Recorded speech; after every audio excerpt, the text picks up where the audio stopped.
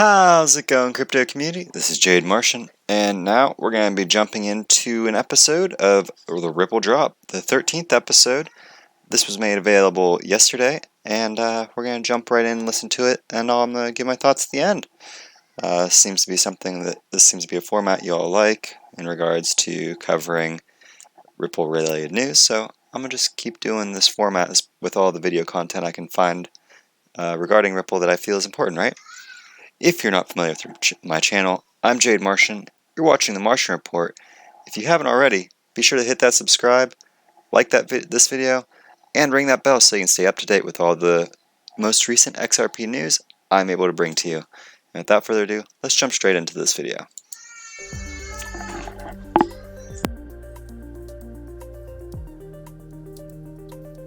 Hey, I'm Reinhard Kate, and welcome to episode 13 of the Ripple Drop. Today's episode, we're going to talk about RippleNet and on-demand liquidity. Who has the most to gain using RippleNet? Smaller banks and payment providers that have challenges accessing global payments or capital challenges that now access the market in a high friction way gain the most. Where do you see the most? So let's be clear who's gaining the most here. The reason why that Ripple is targeting small banks, if you're not aware, as opposed to the large banks, it's not because they really need these small banks for the liquidity as much as they want to ensure they get a strong hold on as large of the market share of smaller institutions as possible, because essentially what RippleNet is this ability to turn all those small independent organizations into one cohesive, functioning powerhouse, the likes of which no one large bank could stand up to, right? So it's, divide to conquer, right? Divide the banking industry into its two constituent parts. The masses of banks, the small banks, and the few large institutional housing facilities such as JP Morgan, right? Just so that you understand, I just want to make sure that everybody understands that game plan. It's a short video. Got to put my points in here when I can, right? Most opportunity for these players? In small business payments and marketplace payouts is where we see the most opportunity. It's a $10 to $15 trillion market growing at 5 to 10% per year. And in emerging markets where the pain points are the highest and the customers are least well served is where we think we can really double down on. And everybody already knows this, right? Ripple is targeting the remittance markets and hoping to ensure far easier cash flows between less powerful, more impoverished, I guess you could say, nations and the economic superpowers, which is ultimately the biggest pain point for the financial world today. That's why we're seeing Ripple mass adopted. That's why you've seen such positive and glowing reports from everybody in the banking industry that we've listened to in regards to Ripple over the last, week or two, right?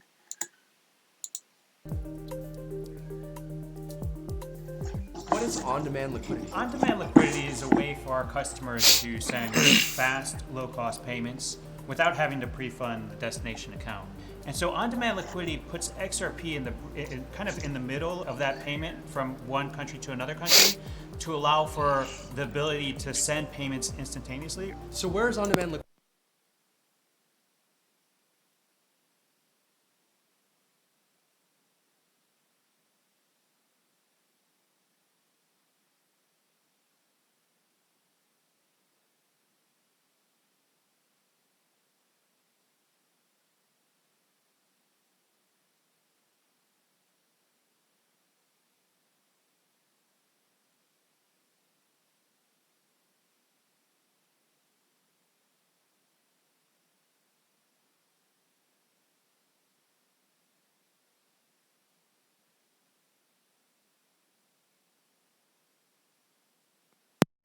Liquidity available. So the received countries that we have available right now are in Mexico, Philippines, $31 billion every year going into Mexico, $33 billion every year going into the Philippines. And so this is a really high impact cross-border flow, and the first of many corridors that we will open up this year.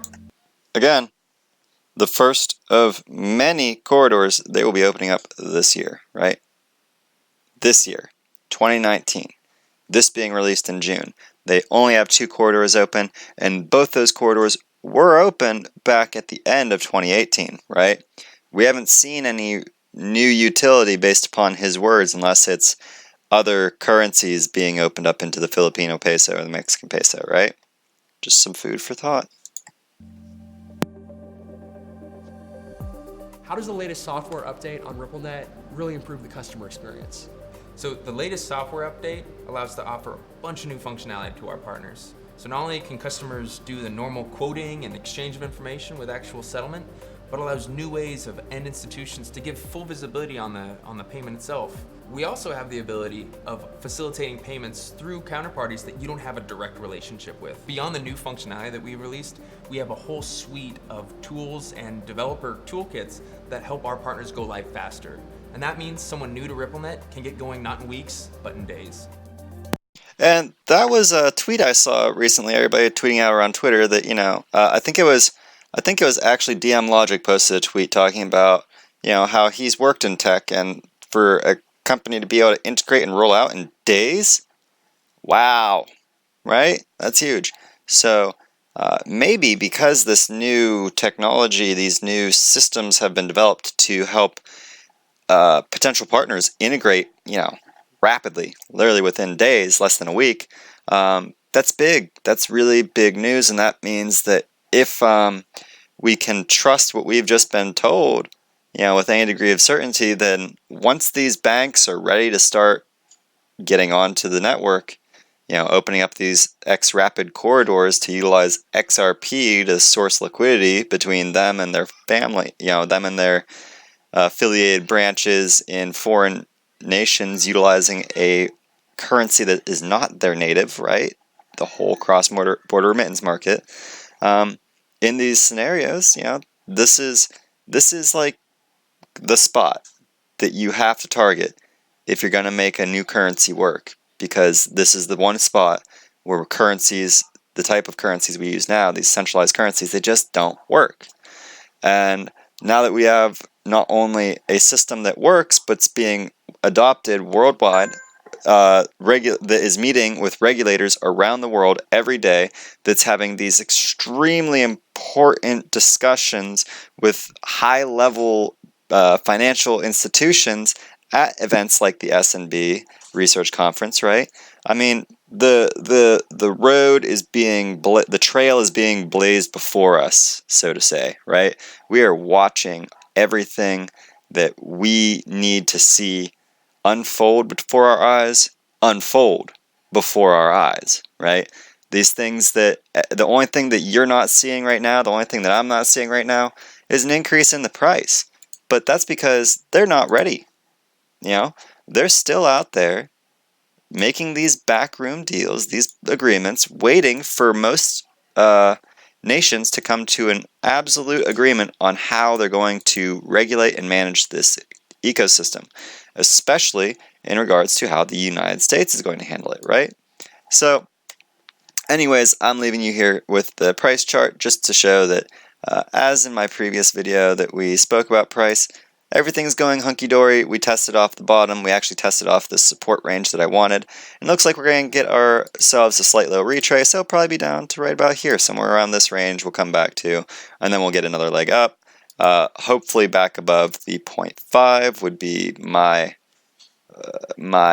expectations for where the price is going to go in the next few hours after this dip down, right?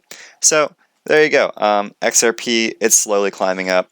We're getting ever closer to the 10th. We're going to find out really soon if my suspicion about SBI virtual currency launch sparking a fundamentally triggered bull run for XRP, for Bitcoin, for Ethereum, because those are the three that will be traded. We'll find out, right? We will soon see just how much faith institutional investors, financial institutions have in regards to not just blockchain, not just Bitcoin and Ethereum, but specifically Ripple and XRP, right?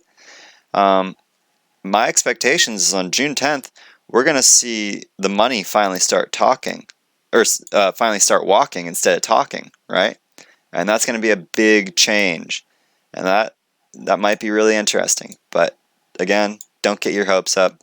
The 10th hasn't come, and we just don't know what's going to happen yet. But with any luck, it'll be a monumental move, a move enough where we can all sit around and say, "Hey, we're on the moon. Do we keep going?" And you all know that your friendly neighborhood Martian over here is going to be sitting up all the way up here on Mars, cheering to you all say, "Yes, you can go further. Just hold on to those bags. Give that ticket to your rocket's pilot and say, 'I'm not done yet. Let's go to Mars.'" And that way, as always, you'll be able to come visit me, Jade Martian, on Mars. And we're going to have a party. We're going to have a green party. I'd say that we bathe in our cash that we're going to have, but it's all going to be digital. So we can just pretend, that we're bathing in digital cash. Maybe we'll just print out a bunch of ones and zeros on paper, cut them up, and then throw them in a room, and that's our money, right? We'll find something. We'll do paper ledgers where we'll put a millionth of a penny on a piece of paper wallet, and we'll just put billions of them in a room, right? It'll be great. It'll be great. At any rate, I hope you've enjoyed this video. I hope you found it informative. I hope that you are equally as excited as I am about this digital asset that we're both likely invested in, called XRP. I hope you understand the true value of the asset you're holding, and why, even if things don't happen tomorrow or even on the 10th like I really would like to see, it's going to happen because everybody is moving to Ripple. Everybody is adopting it. Everybody's coming out in favor of it. And even if they're not vocalizing their favor of Ripple specifically, of XRP specifically, we can sit here and connect the strings with who in the blockchain industry they've spoken to, what blockchain language they choose to speak, what terms they choose to use, and we can use this kind of insight into this very small nascent industry to determine if somebody is partnering with Ripple, or if they're partnering with somebody who perhaps uses similar language to Ripple, maybe Stellar Lumens, right? But at any rate, please, I'm going to stop rambling, so be sure, if you haven't already, hit that like. If you're new, smash that subscribe. If you really enjoy my content and my ramblings, be sure to hit that bell so that you can hear me ramble as close to real time as possible, right? And with that, I've been Jade Martian. You've been watching The Martian Report, and I can't wait to see all you, my XRP Martians, on Mars.